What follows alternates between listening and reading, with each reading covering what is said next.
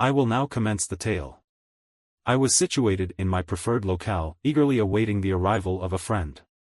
This modest, sheltered terrace rests along the banks of Spa Creek in Annapolis.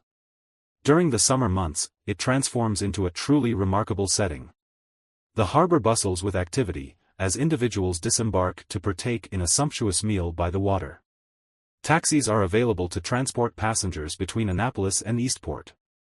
On occasion, inebriated individuals may exit the sidewalk and enter the harbor. There is a plethora of entertainment options, and all of this can be obtained for just one mug of beer. My friend Dave called me that afternoon and requested that I meet him after work. This was not a typical occurrence for Dave, as he tends to remain at home in the evenings. However, I also have a tendency to remain at home in the evenings, so his call surprised me. I sensed that this would not be an ordinary social evening with beer, nachos, and bad jokes. The evening was to be an ordinary social gathering, with beer, nachos, and bad jokes. I observed Dave from a distance, and he did not appear well. He seemed sad, as if he had lost a beloved pet. He had recently experienced job loss and the potential dissolution of his marriage. At least one of these challenges was evident. He proceeded to take a seat at my table, and we engaged in prolonged eye contact. He initiated a conversation, inquiring about my thoughts on the matter. His demeanor was reserved, with occasional movements of his mouth and slow head movements, suggestive of deep contemplation. He shook his head in disbelief, conveying not only the question of how this could have happened to him but also the depth of his emotional distress. After a long silence, he exhaled quietly and stated, "She's cheating on me." Steve then met my gaze and expressed his disbelief, stating that she was the last woman he had considered capable of such a thing. Based on the tone of his voice during our earlier phone conversation, I had an inkling of what was to come. I observed a certain demeanor in his gait as he traversed the edge of the harbor. It was evident that he was experiencing distress, and I could not help but wonder if his wife had been unfaithful to him. Alternatively, perhaps the doctor had delivered a dire prognosis. I was relieved to discover that the latter was not the case. Dave is a commendable individual, and his absence would be felt by many. You, Dave, do not deserve this. You are not at fault. There are established norms within a marriage, and any path that deviates from these norms carries the potential for infidelity. The path may lead to unhappiness, it may lead to divorce, but there is no excuse for betrayal. This leads to the question of why I feel like such a failure. I have learned that we go through life with a sense of self-assurance and a lack of self-awareness, believing that everything is fine and that we are enjoying life. Then, we meet someone who teaches us how inferior we are in comparison. Without this person in our lives, we allow them to see us through their eyes, and our value is linked to their perception of us. Love for us is a transformative force. It can lead to profound personal growth and the realization of one's true self. However, it can also result in the dissolution of a relationship when one's partner reveals aspects of themselves that were previously unknown. This can include dishonesty, disrespect, and breaking promises. It can also entail finding someone else with whom one's partner was previously unable or unwilling to connect.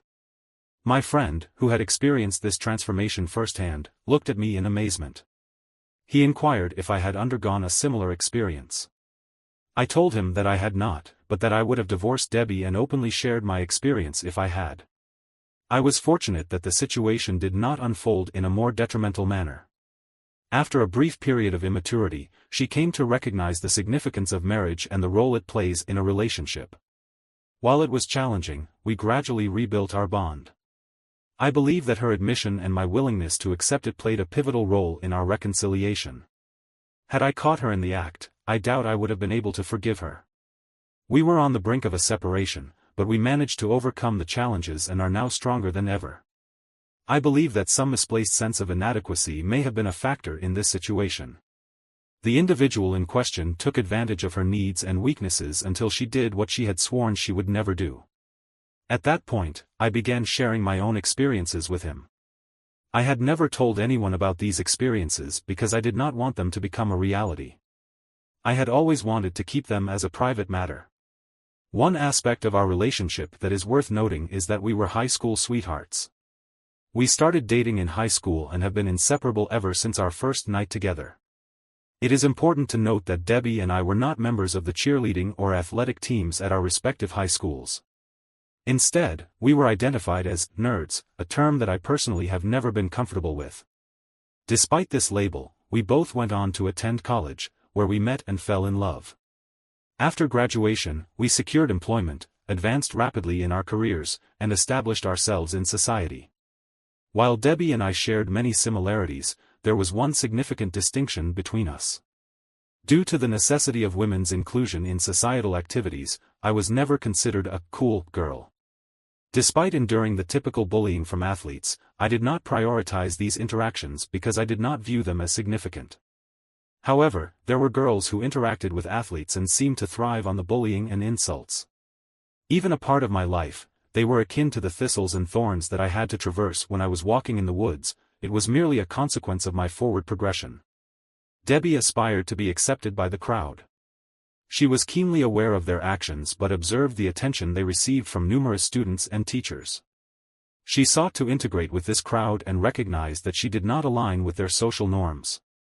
There were numerous instances when one or another athlete paid her attention. She received considerable attention. I found her behavior somewhat disingenuous when she became animated in their presence. I was aware that for them it was merely a form of entertainment, a minor triumph, but it became brighter and suddenly I ceased to exist. She always came to her senses except when she met with a football player and informed me that her family had their own plans. After that, I was estranged from her for 6 weeks. I have now reached my limit with her and have decided to terminate the relationship. It took her 6 weeks to regain my approval. I had achieved my goal. One more thing about Debbie. Although you would never have heard it from me, she has a flat chest. I looked at him and, for a moment, regretted saying that. I felt like I had betrayed her. If you haven't figured it out yet, I don't care about any of this. I love this woman. I have never desired these beautiful, flat breasts for any reason other than that they be exclusively mine.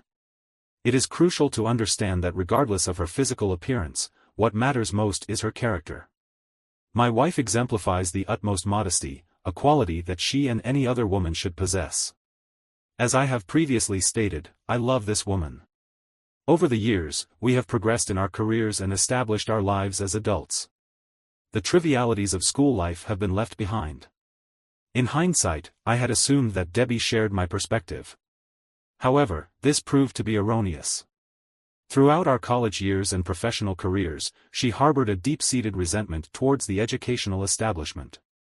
This simmering anger was akin to a time bomb, waiting to be triggered. When it was finally released, it had a profound impact on our relationship. I took a moment to gather my thoughts. The most challenging aspect of our situation was that we had carefully planned our lives together. We had devised a 5-year plan and a 10-year plan. We had devised a 5-year plan and a 10-year plan, and we were approaching the conclusion of our 5-year endeavor. At the end of the 5-year plan, we had planned to start a family.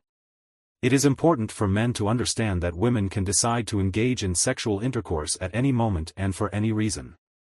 Regardless of whether she is married or single, attractive or not, stylish or not, overweight or not, a woman can decide to engage in sexual intercourse. She can wake up in the morning, put her feet on the floor, and decide to engage in sexual intercourse that day. If a man desires to unwind, he may choose to engage in sexual intercourse. This is a decision that women make independently, even if men believe they lack the power to influence such a choice. Men often invest significant time and effort into seducing women, yet women can make this decision spontaneously and men are often willing to comply. If a married woman intends to remain faithful to her husband, she must make this decision daily, as there are always potential temptations. If a woman has a bad day, feels unappreciated at home, or has gained weight, she becomes more vulnerable to the advances of a potential partner. He may attempt to gain her trust by becoming her friend, flattering her, and telling her that she is not appreciated. He may then work on this perceived gap in her armor until she begins to believe him. The individual in question is Peter, with whom we have been acquainted since our high school days. He is a familiar figure, as many of us have encountered individuals with similar characteristics. Peter attended school and participated in various activities, including football, where he excelled as a center and was a prominent figure in social circles. He continued to behave in a similar manner after graduation, relying on his personality rather than tangible talents. He graduated from college with mediocre grades in an uninteresting specialty. After graduation, Peter obtained employment as a salesman. However, there were few other options available to him. He began visiting my wife's company on a regular basis, courting the office manager and establishing personal relationships with senior management. He was attentive to every opportunity and quickly noticed my wife. This is merely my conjecture, but it is probable that the interaction between Peter and Debbie Allen likely proceeded as follows. Peter initiated contact, and Debbie, visibly flattered, momentarily blushed and averted her gaze. She then turned towards Peter, her demeanor shifting to one of playful anticipation. Peter, perhaps emboldened by her initial response, might have said something like, "It's you," or, "Oh my God, you're even more beautiful than you were at school." It is possible that Peter's tone and demeanor conveyed a level of admiration and interest that Debbie may have found surprising or overwhelming. It is also plausible that, despite Peter's initial enthusiasm, he was uncertain about how to proceed. The truth of the matter is that Peter's intentions were not entirely clear. However, he did not let this deter him from pursuing further contact. He could have initiated a conversation about her work, offered a compliment, and then, after the meeting, invited her to show him the way. Following the meeting, he could have ended the conversation with a smile and further compliments, but not excessively so, and then suggested another meeting for the following Tuesday. The following is an excerpt from a conversation between two individuals. "I am pleased to see you again. As I mentioned previously, I was not present at the time. However, I am confident that the events in question transpired as I have been informed. The initial approach was relatively innocuous, aimed at avoiding any actions that might cause discomfort. The seduction of a married woman is a gradual process, focused on fostering a sense of security and relaxation. Those who seek to prey upon unsuspecting individuals are adept at recognizing their prey at a glance. In this case, the predator gained familiarity with the victim without drawing attention to himself. He employed flattery and placed himself in the victim's position. By requesting assistance, he expressed gratitude for her benevolence. The initial invitation to lunch occurred only a few weeks later. However, she was a married woman, so she declined. Nevertheless, he became a regular visitor to the office. She was aware of his presence, recognized his safety, and acknowledged his polite demeanor. On favorable days, he maintained her positive outlook, and on less auspicious occasions, he served as a source of optimism. He consistently required assistance and was keen to express his gratitude. After all, it would have been discourteous of her to prevent him from extending the invitation. The invitation to lunch was, at the time, perceived as innocuous by the subject, at least according to her later recollection. However, upon reflection, the anger resurfaced. Betrayal by a loved one is a painful and difficult experience, yet the same love can facilitate resilience. The subject has struggled to reconcile the existence of a predator who did not consider her or her marriage with the notion of love. Her wife was regarded as a mere object of desire. If her infidelity had resulted in the dissolution of my marriage, then his actions would have been perceived as even more significant. He effectively rendered me as a husband who had been bypassed and subsequently failed to forgive. The manner in which he seduced her is not as crucial as the fact that he was adept at manipulating her emotions. He was able to gain her trust and affection, and she felt a sense of belonging and importance within the social circle. This ultimately led to her feeling at the center of the social world, which she found appealing. A suppressed need in her heart for a long time, he did not engage in any inappropriate behavior. These were small steps, and there was nothing that could cause alarm. However, she began to fail the test for a faithful wife. If only she had ever asked herself, would I have behaved like this if Steve had been here? She would have realized that she was crossing a line. That was his talent, he could work with her. She never asked herself that question. He made his move when I was away for work. For 1 week, she agreed to meet him for dinner. It was all innocent, and there was nothing to feel guilty about. She neglected to inform me of the details. She did not discuss her dinner plans with me, and I was not aware of her dinner engagements. The meal was exquisite, and dancing would have been a suitable follow-up. Given that the event took place in a public setting, it is unclear what transpired. She did not divulge the specifics of the agreement, and I am not inclined to inquire further. However, she did spend a considerable amount of time with him. That night, in his hotel room, the foundation of our shared work and life came undone. Guilt overwhelmed her. I returned home a few nights later and found her in a state of distress. It took an hour to obtain a clear statement from her. She repeatedly expressed remorse and love. I never desired to, and Peter, but I was unable to comprehend the meaning of her words. I was perplexed by her reference to Peter, a figure I was unfamiliar with. When she was utterly exhausted and wept herself to sleep, she collapsed on top of me and clung to my chest, as if drowning in the waves. She continued to sob softly, and finally she informed me of her actions, which any married man would recognize as a violation of the fundamental tenets of their marriage. While such transgressions may occur in the lives of others, they are unacceptable within the context of a marital relationship. The wife in question is a paragon of fidelity and stability. She is not prone to infidelity and has no intention of changing her nature. Those who are unprepared for such an occurrence often find themselves in a state of denial, experiencing feelings of anger and isolation. Eventually, they may seek retribution, hoping to exact revenge on their spouse for betraying their trust. They desire for their wife to experience the same level of infidelity as they have, as it becomes evident that she has not been fully forthcoming. Ultimately, their actions result in a change in the status quo. They experience a range of emotions, including sadness. In response, the husband begins to scream and subsequently flees the residence, renting a hotel room and seeking legal counsel. I have observed that if a man has access to supportive friends and family, and if his wife is genuinely remorseful for her actions, then over time, they may be able to rebuild a sense of trust and stability within their relationship. The individual's confidence is destroyed, and their trust in the other person has evaporated. They wonder how many times they must start all over again with the same person who has already betrayed them. It is a painful experience that is played out in a house that cannot be big enough to hide from the pain for at least one evening. However, love finds a way out if they are lucky and if they both try to make it happen. They are attempting to alleviate the pain and reverse the damage caused. It took us a year for the first 3 months, during which we slept in separate rooms. Then, for another month, we slept in the same bed without physical contact. Whether due to modesty or shame, I never saw her naked body during those first 4 months. She changed for bed in the bathroom and put on nightwear. In the afternoon and evening, she wore gowns and stood at arm's length.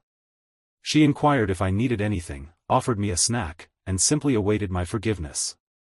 The atmosphere of the home was not happy. Over time, I came to understand that she needed forgiveness as desperately as I needed her forgiveness. We both desired to restore our marriage to its former state. We sought the assistance of a therapist, with whom we engaged in discourse.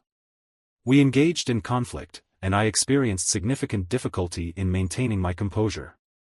She endured a considerable degree of verbal abuse until I reached my limit. On one occasion, I was seated on the couch, contemplating the transformation of my life.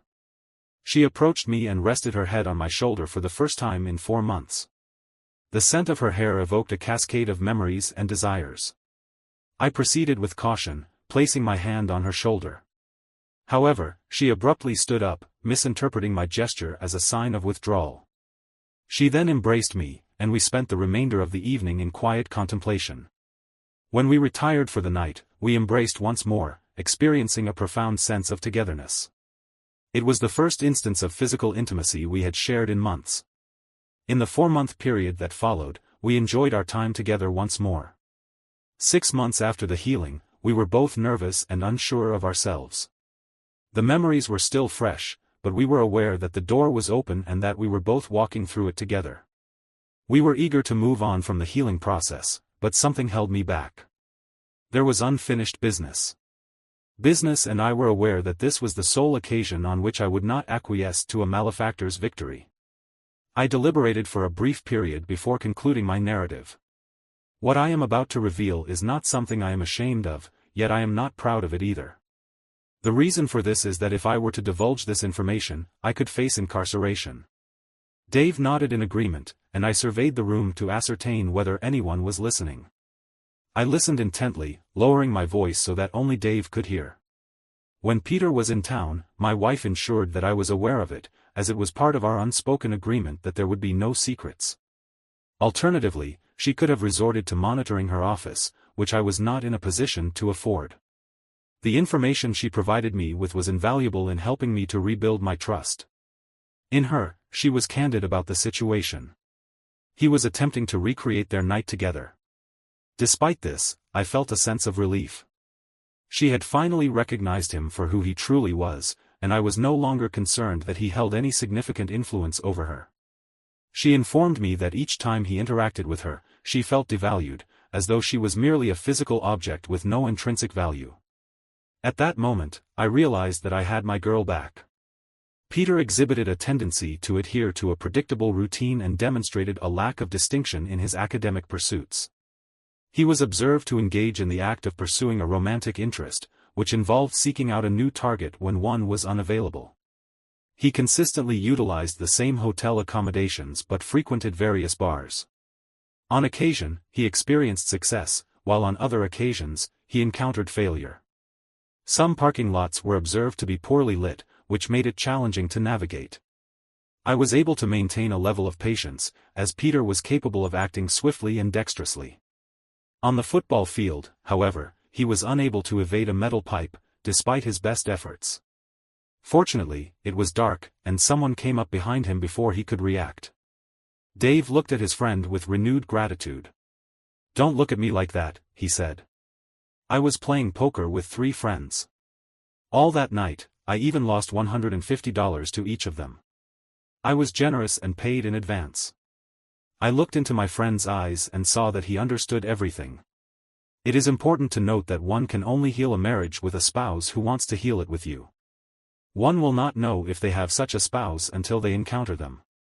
It is essential to be transparent and ascertain whether the other party still desires to regain what was lost. It is imperative to recognize that nobody is infallible, and that nobody is perfect. Therefore, it is essential to learn from past mistakes and to forgive oneself for past misdeeds, as well as for future missteps. In the final analysis, either the other party will acknowledge her wrongdoing and engage in the requisite effort to rectify the situation, or the relationship will suffer irreparable damage. It is only at the inception of the process that one can truly ascertain the potential for success.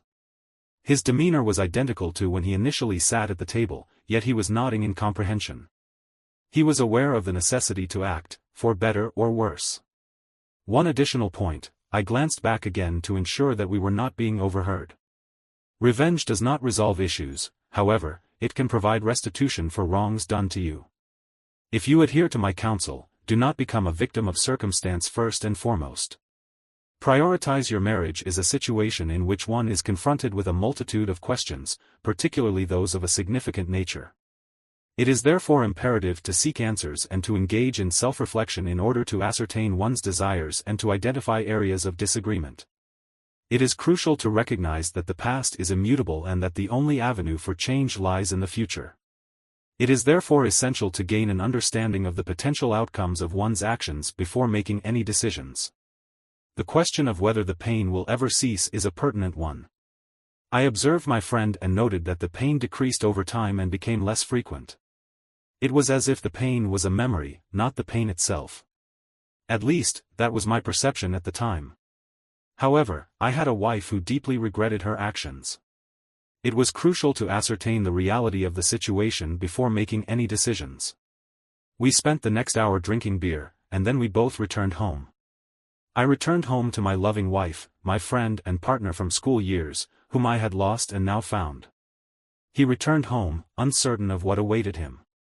Nevertheless, he was comforted by the knowledge that he had friends to turn to. He was not alone. Sometimes, a marriage fails, but it is not always beyond repair.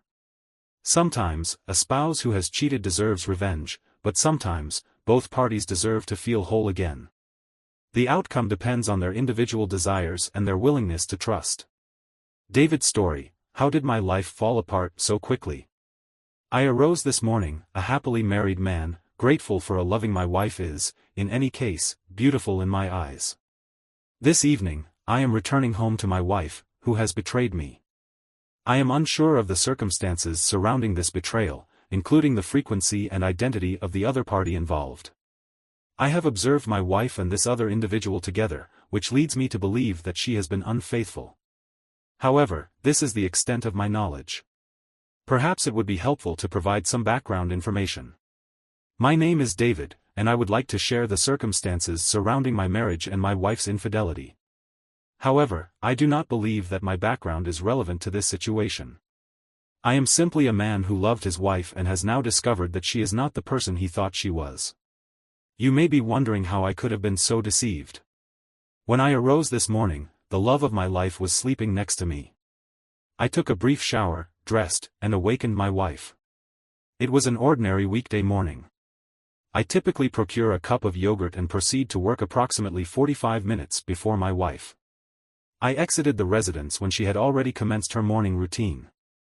I customarily prepare my lunch and consume a snack approximately once a week in the vicinity of the office. I was planning to embark on a walk today. I had a productive morning at work, and I am not expressing any grievances at this time. It was approximately 11 o'clock. The time is 20 a.m. 10 a.m. I desired a fried steak with chicken. This occurs approximately once a month or two. I am aware that this is an unhealthy food, but when I feel inclined to do so, I proceed to Denny's and consume a fried steak with hash browns, sourdough bread, orange juice, and coffee for breakfast. In other words, I obtain breakfast for lunch. Today was intended to be one of those days. It is a 20-. The restaurant is a short drive away, but I arrived before the dining crowd and sat by the window. I was halfway to lunch and watching people as I often do when I am alone. When I happened to glance across the street, that's when I saw my wife get out of the car, kiss a man I had never seen before, and walk hand in hand into a motel room. Life does not prepare you for this type of situation. The first thing that happens is that the mind turns off. I just sat and stared, not believing what I saw. Then the mind goes to and he increased his pace, moving swiftly from one idea to another. Had I truly witnessed this? Was it, in fact, my wife? Could it be that she was unfaithful? Was there any other logical explanation for what I had just seen? The next stage was denial. This was not her. There was a reasonable explanation for this. I was jumping to conclusions. I reached for my phone and called her. She answered on the third ring. Hello, dear. Is everything okay? Yes. I just wanted to ask where you are. Her reply was hesitant, and it was clear that she was trying to conceal something. I'm at my desk as always. We will work until lunch, and I may be home late at night. She provided false information and had never done so before. I was in a state of emotional numbness, speaking but not thinking. I apologized, but I was not particularly concerned. I ended the call after a moment's thought. She likely found my reaction unusual, but she did not call me back. I was uncertain about everything, particularly what I had witnessed with my own eyes. I sat there for a few more minutes, more in shock than it is interesting to note the slowness of the mind in such moments. It likely took me approximately 5 minutes to rise from my seat and investigate the situation. A man who trusts his wife is unlikely to be hasty in making accusations and is similarly slow to act as a detective. I placed $120 on the table and departed the restaurant. I was surprised that I was sufficiently astute to avoid crossing the road, but I did so safely and proceeded to the motel parking lot. I examined the car and discovered that it was hers. I proceeded towards the room with a sense of trepidation, cognizant that the outcome might be fatal. I drew nearer to the window and observed that the inexpensive drapery did not fully obscure the interior. I peered through the gap and perceived that my matrimony was in a state of dissolution.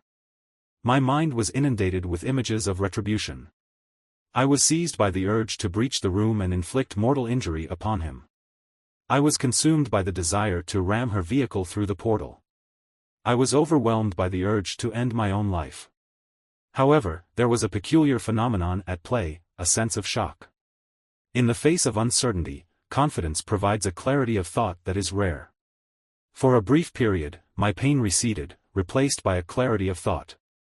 I needed proof. The woman in the room and the man she was with became abstract, and their actions were just problems that I needed to document. I took my cell phone and photographed them through the curtains. I also photographed my wife's car next to his car, against which the door to their room was visible. I then returned to Denny's and ordered another cup of coffee. I sat by the window and watched the motel door. I was flooded with the reality of my wife's actions, and the pain returned. I finally broke down, humiliating myself in front of a room full of strangers and crying like a child. The waitresses tried to comfort me, and the chefs came out to see if they could help. Complete strangers extended their hands to me, but I brushed them off.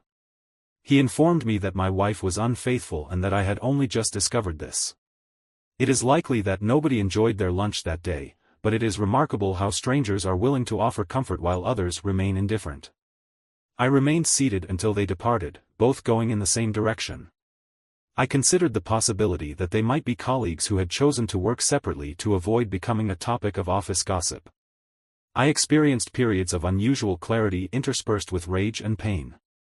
I retrieved my phone. I then proceeded to ascertain whether I had any video or photographic evidence and contacted my acquaintance Steve. Eventually, I returned to my office and attempted to resume my work, but I was merely postponing the inevitable. I subsequently left and met with my friend over a few beers. He informed me about the pain his wife's infidelity had caused him and how they had managed to rebuild their marriage. He advised me that it was possible to heal a marriage but that we would both have to engage in rigorous effort to achieve this goal. He also suggested that I would not fully comprehend the extent of this effort until I encountered her again. He was correct in his assessment. Thoughts of revenge and lawyers were still present in my mind, as well as the desire to share the video with my entire network, including her family. However, I recognized the necessity of first obtaining answers to the questions I was still trying to formulate. I was driving home, grappling with conflicting emotions. I was consumed by a desire to strangle her, yet I also wanted to beg her not to leave me. I recognized the need to demonstrate the evidence to her, while simultaneously striving to be patient and speak with love. I was compelled to reconcile my conflicting desires. Before returning home, I stopped a block away from our apartment to calm down and collect my thoughts. I made some simple decisions, recognizing that I could not control the confrontation. I could only control my own actions. My mind was clear on one point: I would not share the video, I would no longer be lied to, and I would not be humiliated. I could not control the rest with clear thoughts. I drove the last block to our house. She greeted me with her usual warm and loving hugs and a kiss. This information was particularly distressing. "David, could you please elaborate on the circumstances that led to this outcome? Did you experience a challenging day at work? Has something occurred with Steve and Debbie?" "No, it's not about them. It's about us. Do you understand my concern? I'm referring to the three of us." "What are you implying?" "I'm not pregnant. I'm not discussing the baby. I'm talking about you and your boyfriend. I observed you at the Starlight Motel today. I captured your image through the window. I'm aware of your situation. It is possible for a person to turn pale from shock, but I have never witnessed such an occurrence." My wife suddenly lost consciousness and collapsed on the floor at that moment. I felt ashamed of myself. I was aware that I had already allowed my temper to get the better of me, but now my wife was lying unconscious on the floor at my feet, and I simply stood and looked at her. I was still her husband and had to start behaving in a manner that was consistent with that role. I knelt down, picked her up in my arms, and gently laid her on the sofa. A cool wet cloth was applied to her forehead. Her forehead was cooled with a wet cloth, and she soon regained consciousness. She was defeated, sat quietly on the couch, and looked at the floor. "How did you know? Does it matter?" "I think not. We thought we were so careful. Cheaters are always caught in the end." It was a lie, and I knew it. Many scammers get away with everything, but this knowledge did not bring me any comfort. "Who is he?" "I won't tell you." I knew it was a bad sign.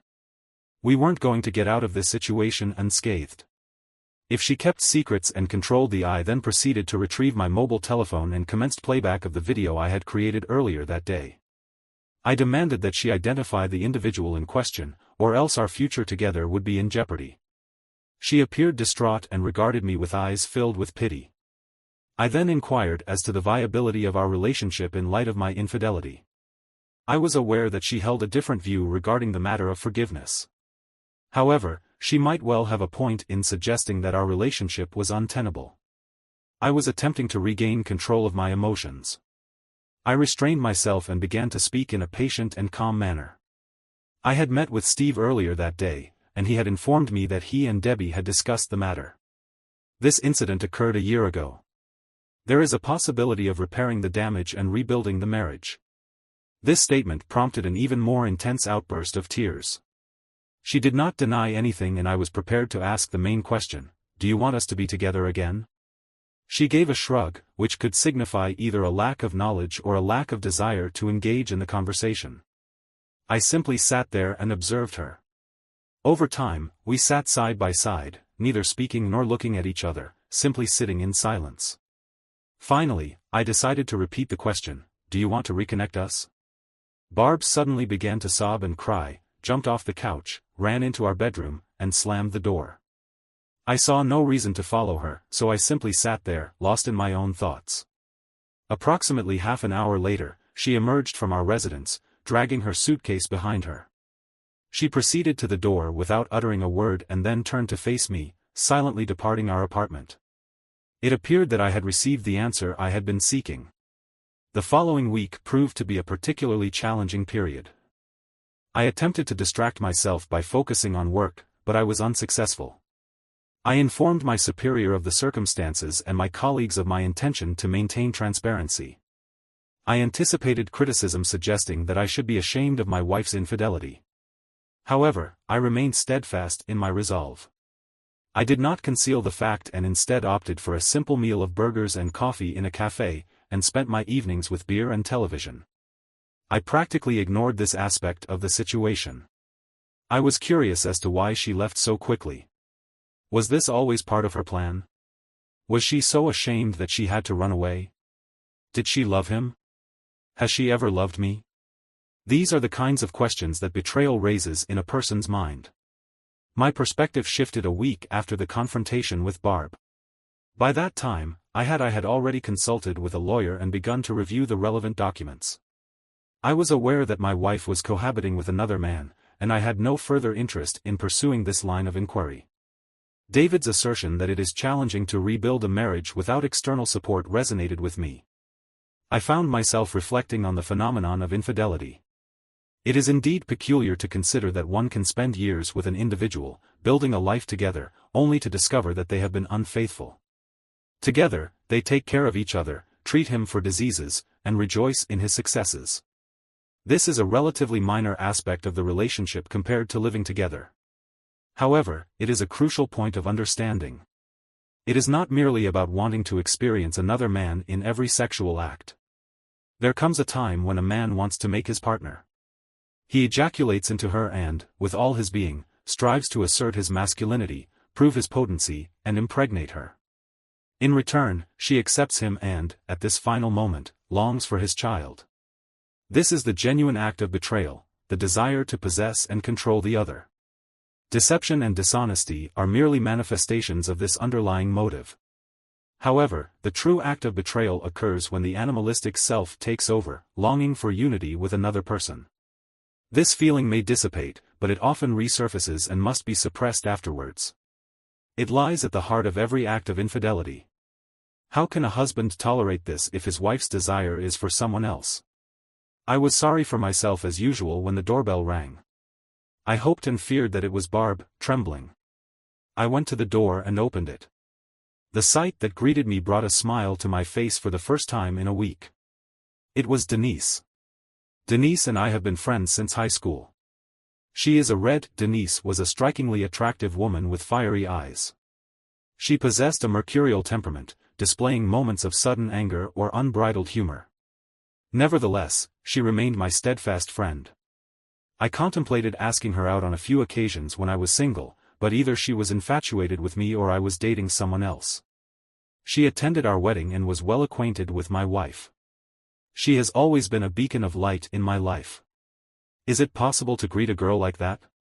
I've come despite the considerable distance she had traversed. Her accent was still discernible. She was smiling, her warm smile, and all her barbs spoke of her good mood. Come in, please. I'd like to see a friendly face for just a few minutes. I had previously experienced doubt regarding my ability to simply go to work and fulfill my professional responsibilities. However, in this moment, I was compelled to acknowledge the emotional distress I was experiencing. She extended her hand and rested her head on my shoulder. We remained in this position for approximately an hour, engaged in conversation and intermittent laughter. We reflected on the past and contemplated the potential future. The evening seemed to pass swiftly, and my mood became increasingly optimistic. Eventually, Denise rose to her feet and stated, "Would you be so kind as to allow me to use your bathroom?" "Of course not. You know where she is." She proceeded to the rear of the apartment, passed by the bathroom in the hallway, and entered my bedroom. I was too slow to notice her arrival after a few minutes. She then called out, "Will you help me with this?" Men can be so unobservant at times. I returned to the bedroom and rounded the corner, where I found her. She was attired in one of my shirts and nothing else. I was rendered momentarily speechless when a married man encounters an almost naked woman. His initial reaction is to question whether he has erred in some way. She laughed and inquired as to whether that was the customary greeting for a female acquaintance. She then proceeded to advance towards me, embraced me around the neck, and kissed me. This action had the effect of restoring my heartbeat. During the course of our embrace, I inhaled her scent, the shape of her body beneath her shirt, and the way she squirmed slightly against me all contributed to a powerful sensation. She laughed again, but there was more to her voice than humor. "Denise, I am aware that I am depressed, but you do not have to engage in this behavior on my behalf. I am not doing this for you, I am doing this for myself. I have desired you for a considerable length of time, and it caused me great distress when that fool clawed at you. I am not going to remain idle and allow another individual who has been unfaithful to claim you. I am claiming you this time." She laughed when she said that if you want me to leave in the morning, I will leave today. I am here to be interviewed for the position of faithful girlfriend. What can I say? Is there a man in the world who can say no in such a situation? If there is, I would like to know who he or she is. I informed him that he should seek assistance from a psychiatrist. I was aware of my response and spent the remainder of the night substantiating it. I prepared breakfast for him the following morning, and as we departed the apartment, I wore a grin that could be described as both large and foolish. While I was not yet fully healed, I was nevertheless happy. We have been practically inseparable since that night. My divorce was finalized without any issues, and Denise 4 months after the initial encounter, she relocated to our residence. This transition was merely a formality, as she had already leased another property. Despite her tendency to appreciate the value of things, approximately 2 weeks after our inaugural night together, she requested permission to leave a few belongings at my residence. I readily consented, and each time she brought additional items, she sought my approval in advance. I was amenable to her request, aware of her intentions. Barb relocated some of our furniture to accommodate Denise's belongings, a decision I endorsed. I believe it caused her distress, yet I was not inclined to inflict pain on her purposefully. The pain of Barb's betrayal lingered, but Denise treated me with kindness, managed my moods, and I was now compelled to construct a new life, and I was doing so in collaboration with Denise. It required a considerable amount of time for me to overcome the betrayal by Barb. I attempted to establish a relationship with Denise as a distinct entity from my unsuccessful marriage to Barb. However, one inevitably carries their past with them in every new endeavor. The pivotal moment occurred at Denise's Christmas party, which we attended. I endeavored to conduct myself in the most exemplary manner. I made a favorable impression on her colleagues. I met her friends, who danced with a few of them and had a beer with their husbands. There was one guy who constantly invited her to the dance floor. His name was Frank. It seemed like every time she came back from the dance floor and sat down at our table again, Frank was there. We were dancing together, and he asked me to cut in. It was becoming increasingly annoying, and I observed what appeared to be a slight smirk on his face when he did it in the middle of the party. I was drinking beer with several husbands. I turned in her direction just in time to see Frank running his hand over her bottom. Then, before I could do anything, there was a loud smack. The sound echoed through the room. She pulled away from his arms and slapped him so hard that the whole room froze. The music stopped. Then my daughter, who is both loving and not particularly shy, spoke up in a loud voice so that everyone could hear. She stated that she would not engage in secret dating and that if he ever touched her inappropriately, she would defend herself. I saw a flash in her eyes and, before I could intervene, she took a step towards him and struck him with her right knee with considerable force. Frank screamed and collapsed to the floor, clutching at his jewelry. She then turned away from him and approached me, stating that it was time to leave. In fact, our departure was observed by numerous individuals. We paid our respects to her superior and offered our apologies. He requested a private conversation with us, and I was prepared for a reprimand when he informed me that he had witnessed the incident and expressed regret. He further stated that Frank was a disagreeable individual and that his tenure at the organization was likely limited. While I did not intend to terminate his employment immediately, I will inform him that his future here is not promising. I will advise him to seek employment elsewhere, and I am confident that he will depart soon. Should you encounter any further issues, please do not hesitate to contact me directly. I had a positive impression of this individual and the colleagues I met, with the exception of Frank. My relationship with Denise also appeared promising. However, following that evening, my reservations dissipated, and I came to realize that the woman was a genuine wife. We were married approximately a year and a half later. We took our time, transformed our friendship into love, and established our marriage on trust and honesty. The epilogue: I never discovered the reason for Barb's infidelity when she left. I had a strong suspicion that she felt the impossibility of forgiveness and chose the only available option. She moved in with this individual, but it was a short-lived arrangement. Men, it is unwise for men to engage in sexual relationships with married women. I was healed by Denise, and I am now happy. I wish Barb well and hope that she finds what she is looking for. 5 years have passed, and Denise and I are married. We have a daughter and a son on the way. She still works for the same company and is moving up the career ladder. We invite her boss and his wife to parties when we get together with friends and neighbors. Steve and Debbie always take part. I am gratified to observe that they undertook this endeavor collectively. Indeed, we purchased our residence 2 years ago. It is merely a modest abode, yet it suits our needs perfectly. I am immensely fortunate to have a wife whom I adore and trust unreservedly. She has borne me 2 children and is expecting another. I am certain that she will never betray me, and I know her character so well that I concur with everything she says. Attempt to suppress that foolish grin and do as I instruct.